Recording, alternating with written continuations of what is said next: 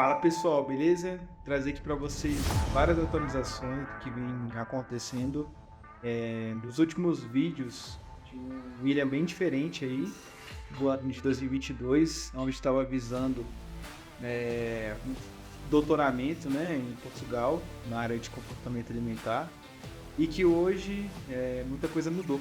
E aí eu quero trazer para vocês um pouco da análise mesmo, como que a gente pode ver esse cenário e também atualizar vocês de tudo que está acontecendo.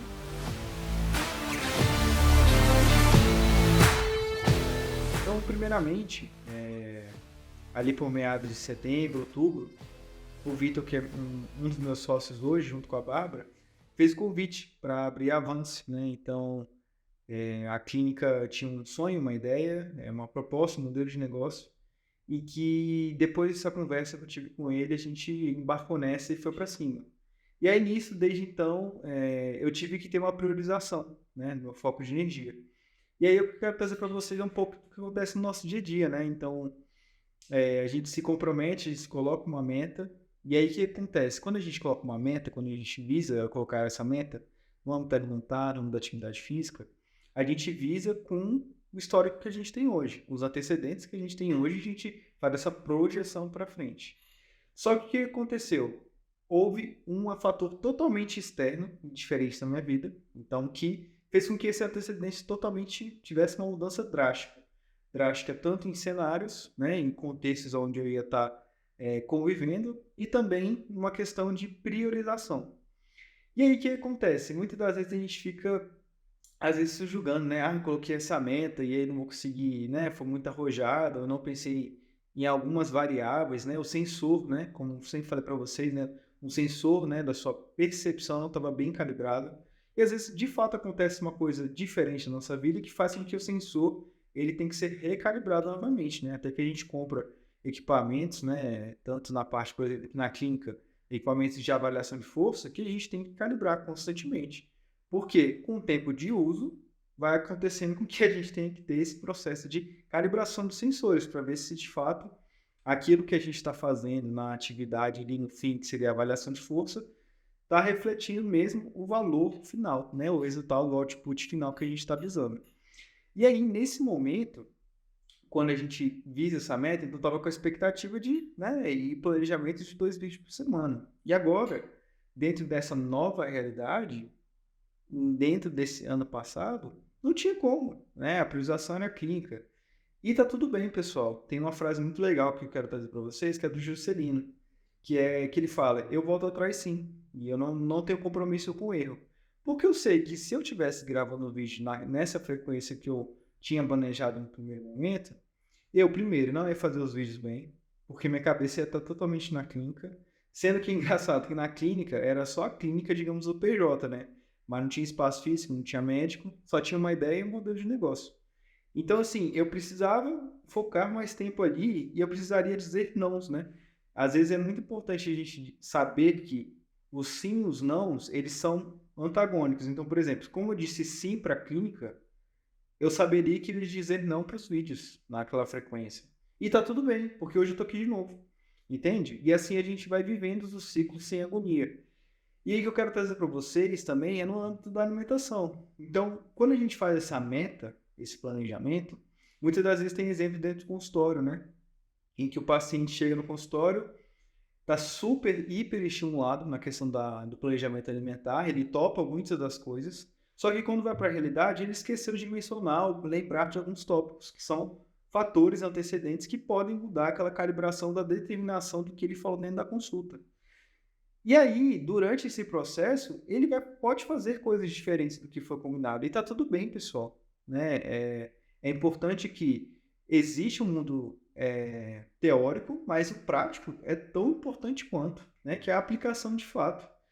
E aí, é importante que nesse processo, quando a gente está acompanhando com o nutricionista ou qualquer outro profissional, que a gente faça comunicados, né? Passe feedbacks para ele de que pô, talvez aquilo que eu pensei não foi bem aquilo que eu estava, né, disposto. Às vezes na consulta eu estava super mega disposto a fazer aquele tipo de conduta alimentar mais arrojada, mais mais restritiva, mas na hora do vamos ver, estava passando por outras situações e acaba que a alimentação naquele momento não ia ser a prioridade.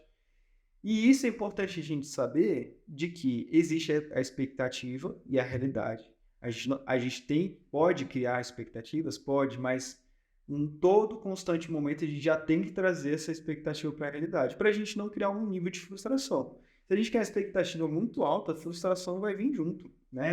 Proporcionalmente.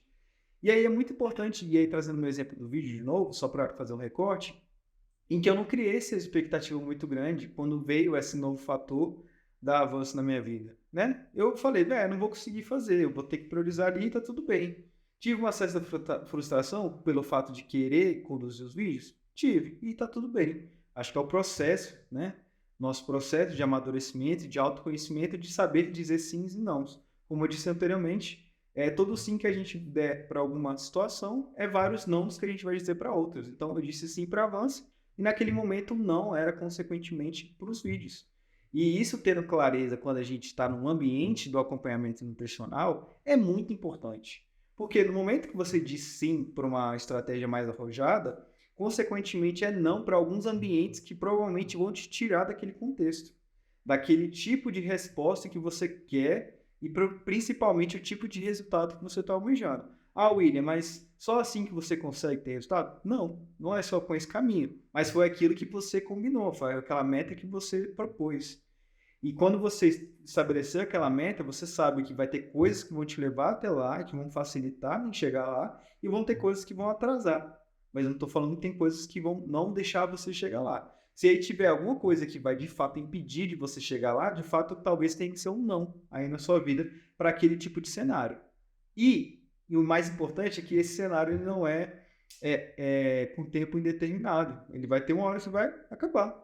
Ao mesmo tempo do meu vídeo, que uma hora eu estava gravando com uma certa frequência, agora eu vou retomar com um vídeo por semana, e nesse gap de tempo eu disse não para o vídeo, mas eu posso voltar e dizer sim, é a mesma coisa para o planejamento alimentar. Por isso que é muito importante a gente ter um acompanhamento com um nutricionista que entenda que existe fases na nossa vida.